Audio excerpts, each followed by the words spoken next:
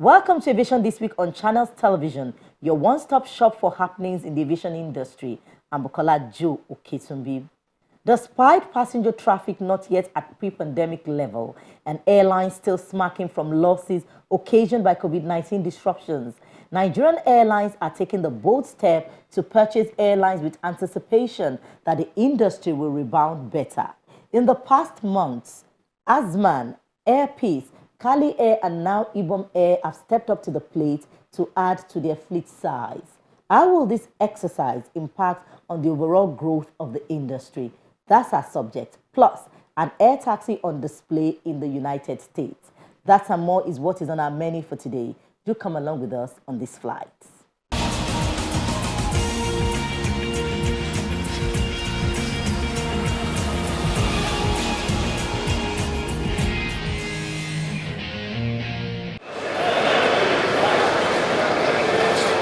Passengers at the Muritala Mohammed Airport 2 in Lagos as the jostle to head out to their destinations.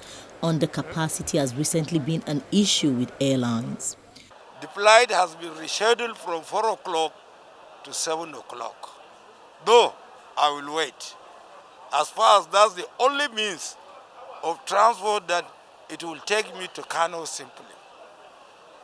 By road is not good. I miss Peace Airline, and there was no alternative.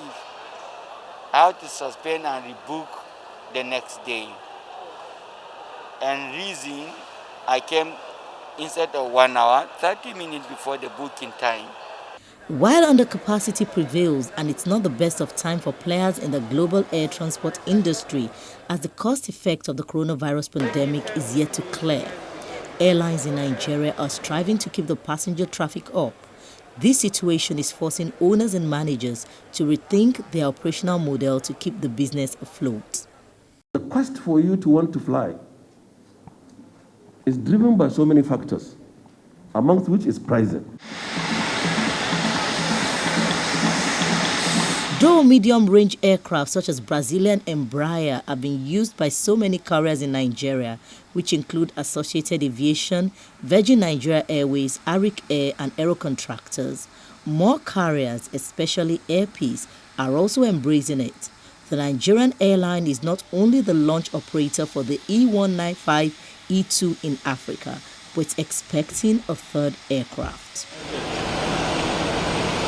How are you, United? With fuel alone gulping about 40% of aircraft operating costs, regional jets such as Embraer's E195 will enable airlines minimize cost in achieving sustainable operations. Air Peace is not the only one acquiring aircraft. Azman Air earlier this year announced the acquisition of a second Airbus A340 as part of its expansion drive in 2021.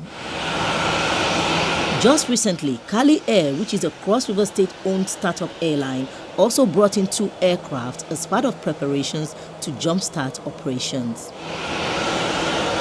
Also on the list of fleet expansion, the airline, which commenced operation 2 years ago with 5 Bombardier CRJ-900, is now looking to expand its operations and adds 2 Airbus A220 to its kitty.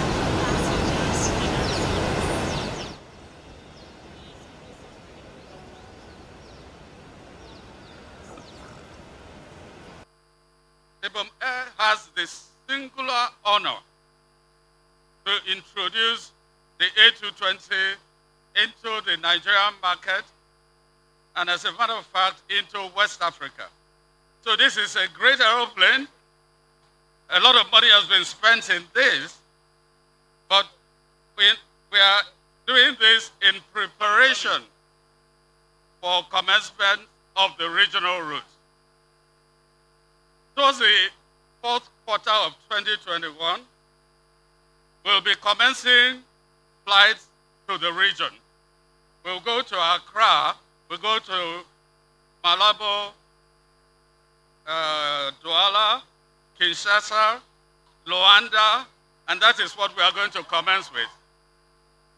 When our new terminal is ready at the middle of next year, more regional operations will commence. For the governor of Akwa Ibom State, the vision of starting the first state-owned airline in Nigeria started with an airport. and that facility is soon to become a full-serviced one. This big eagle you're seeing here, we are going into a major business arrangement that will see this big bird, 10 birthing within a short period before I leave office. 10 in number. And we are working seriously on that. And I want to believe God will help us so that we can take over the entire airspace in this region. The smartest airport terminal building that you have in Africa is in Akwa Ibom State. It's in Akwa Ibom State. And we are moving. By the time we commission, those in aviation will tell you what it stands for.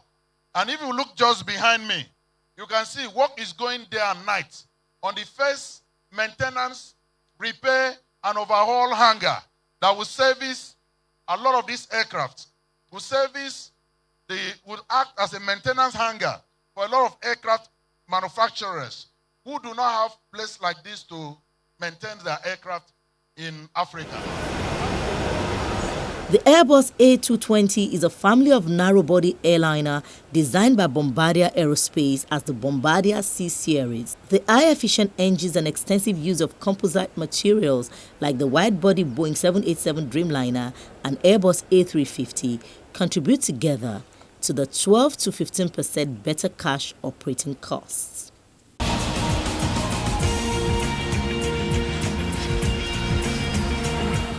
On our interview segment, we had the chairman of Airpeace who was speaking at a welcome ceremony for one of the new Embraer aircraft, and he said new aircraft are important to help get little profits.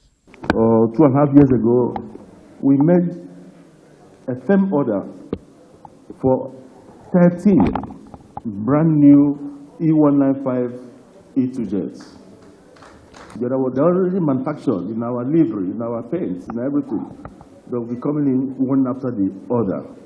When we progressed into our operations, we discovered that you're spending a lot of money you make on maintenance. Used planes are very strong. They are good, they are safe. Don't get me wrong. They are all very good and safe. Aviation is highly regulated, so nobody flies any plane that is unsafe. All Nigerian airlines are very safe.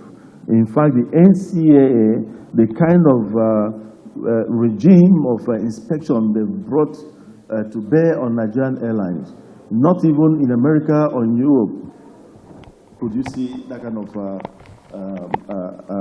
oversight. So whatever they do out there, we do double of them. So, but having a brand new airplane is to enhance your savings.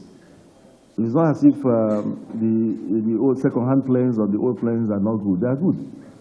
But the brand new plane gives you that grace to have some savings at the end of the day because of less maintenance requirements. So we decided to make an order for 30 aircraft. We made the order in 2018 in Mauritius. We now made a firm order for 13. We have 17 orders on purchase rights, meaning that whenever we are ready to buy the remaining 17, we're going to get them at the same price we are buying the 13 now. It's the latest invention of Embraer, and is flying direct all the way from Recife to Nigeria. It has a capacity of taking about 144 passengers on single cabin and 124 on double cabin, that is business class and economy. It is surmountable. The banks in Nigeria should also support aviation. I know in the past some people must have done some things wrong, but anybody doing anything wrong now will have himself to blame.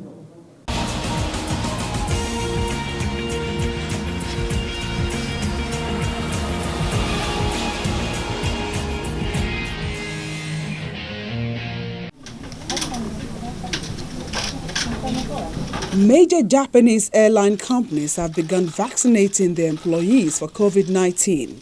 Japan Airlines said it plans to vaccinate 36,000 staff, while All Nippon Airways plans to vaccinate 46,500. Neither company specified a time frame for the vaccinations. I would like to have those antibodies as soon as possible to reduce the risk of COVID-19 infection and critical symptoms. I think there are many customers who are also worried about being infected by the cabin crew. So, by getting vaccinated, I hope we can make them feel safe and secure. According to a Japan airline official, around 190 employees received their first shot of Moderna's COVID-19 vaccine on Monday, June 14. I had great expectations for getting vaccinated, so being able to get it earlier than scheduled makes me feel secure. It will also make people feel safe when I'm working as a flight attendant. Japan's Land Infrastructure, Transport and Tourism Minister Kazuyoshi Akaba said the vaccinations for airline staff had to start earlier. Vaccinations for major companies were scheduled to start from June 21. But as I mentioned earlier, especially for the international flight attendants, it is necessary to prevent the spread of infections. It is also important in terms of border control measures. So from the government's point of view, I requested that the airline companies do the vaccination of staff as early as possible. Japan is racing to speed up inoculations before the start of the Tokyo Olympics in July.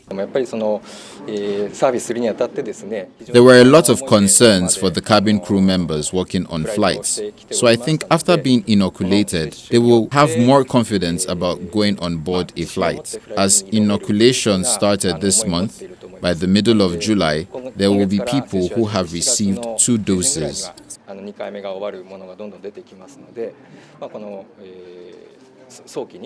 Japan lags far behind other advanced economies in vaccinating its people. Only 12% have received at least 1 shot as of last week, compared to France, the next lowest in the group of 7 industrial powers at 42%, and the most advanced, Canada, at 63%.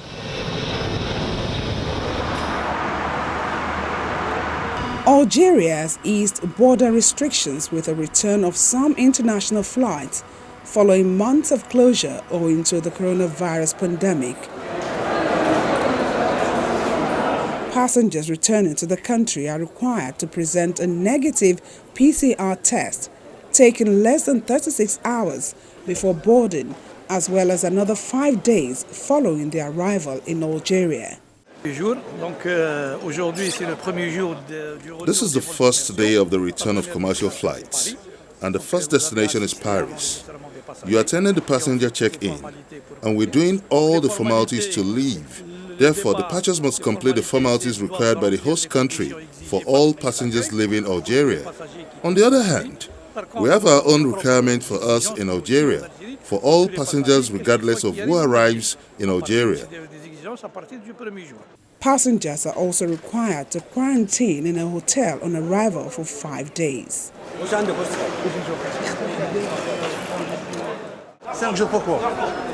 We are very happy because I have been here for 5 months without a salary.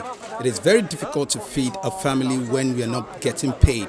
Thank God the borders are now open. We'll get back to a job and hope it will be good. The borders have been mostly closed since the global pandemic struck in early 2020, trapping thousands of Algerians working overseas and separating families with dual nationality, but helping to protect against more serious infection rates.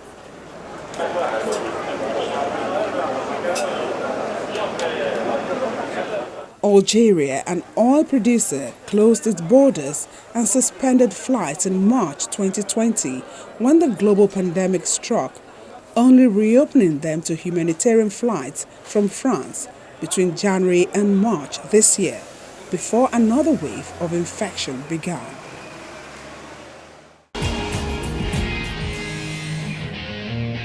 An electric flying taxi is unveiled in the United States as investors and aviation companies pile into the hot but yet to be approved urban air mobility space. That's on our special report.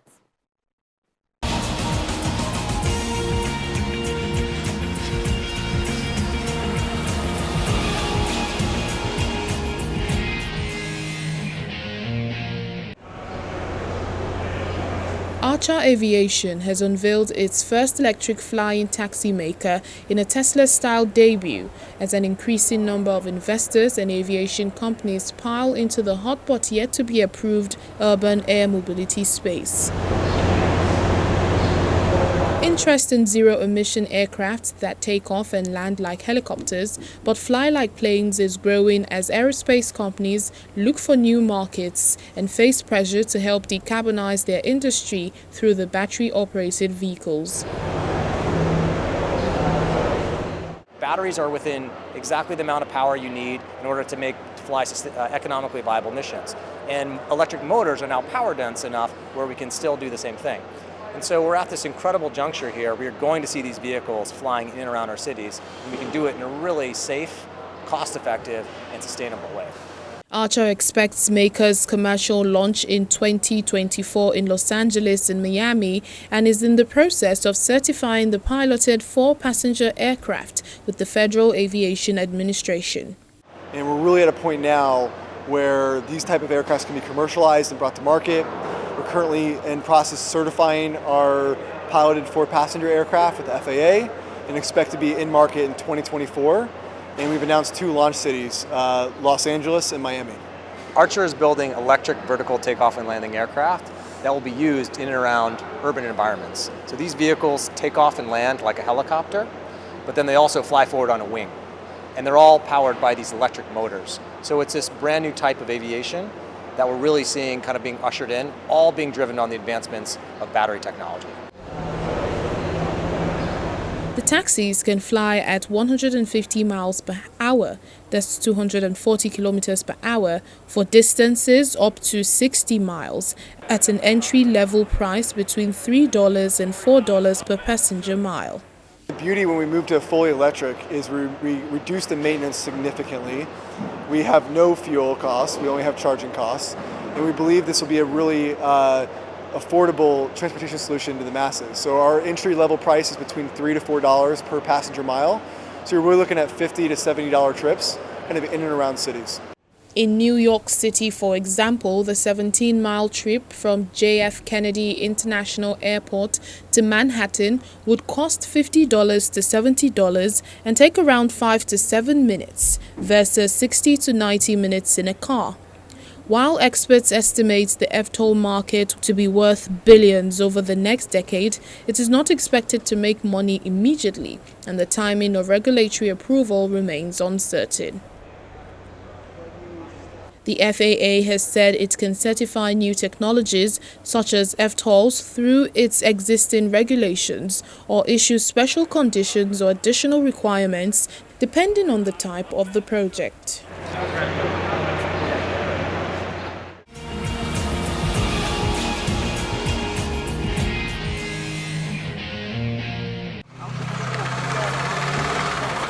There is concrete evidence that the MH17 plane, which crashed on July 17, 2014, killing all 298 people on board, was hit by an outside explosion caused by a Russian-made BUK missile.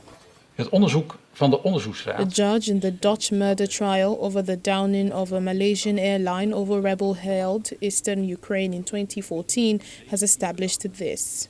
De deskundige van RMA heeft verklaard dat de impact... Experts have stated that the impact on the hull is compatible with a Buk missile system and a Buk warhead. For instance, medium caliber or lighter missile systems or a much heavier missile system would not have such impact. Of lichtere raketsystemen of veel zwaardere raketsystemen. Judges read out the evidence in the trial in the Netherlands against 4 fugitive suspects, 3 Russians and a Ukrainian citizen, accused of shooting down the plane.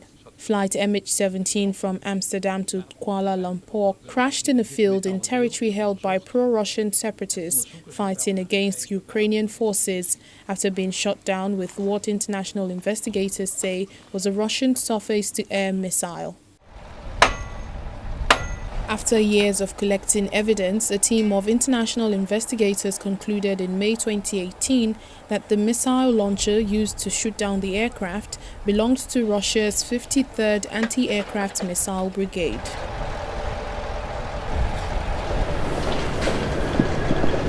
While the trial is ongoing, families of those who lost their lives in flight MH17 are braced for possibly painful details to emerge. And what's of utmost importance is to hear judges detail for the first time preliminary findings on exactly how their loved ones died. En weet je, aan de ene kant willen we precies weten wat er is gebeurd. You know, on the one hand, we want to know exactly what happened, why it happened, and who was responsible. But the price you pay for that is that there is also information released that could be shocking. I know on the second day, they will talk about reparation and identification of victims that will be painful for victims' families. The victims' families are a diverse group. There are those who say, I want to know every little detail and I am following the trial very closely. But there are others who say, I want to move on with my life and not deal daily with MH17 and the loss of my loved one.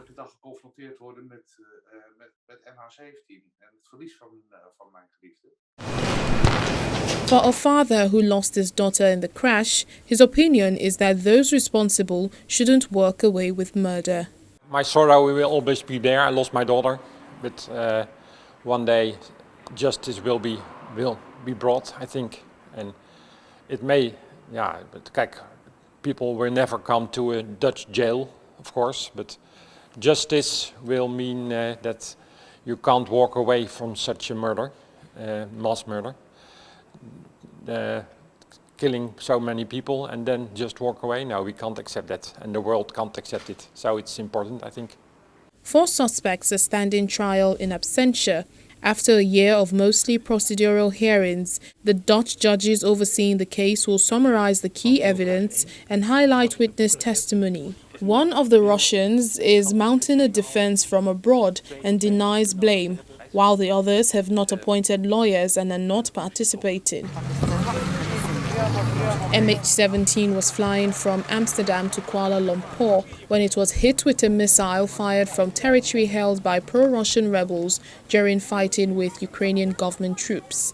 International investigators concluded all 298 people on board were killed, 2/3 of them Dutch nationals. It's not yet clear when the court will give a judgment. Even if the suspects are convicted, they are unlikely to serve prison time because Russia is not cooperating with the court.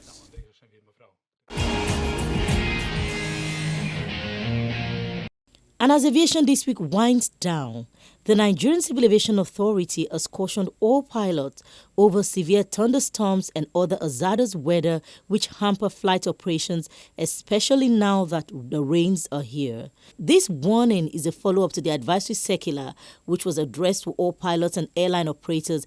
Consequently, this weather advisory circular is necessary to bring forth the evolving weather information associated with commencement of raining season and the effects on safety and efficiency of flight operations. This is our final destination on aviation this week. See you next time, God's willing. I'm Bukola Joe Oketumbi.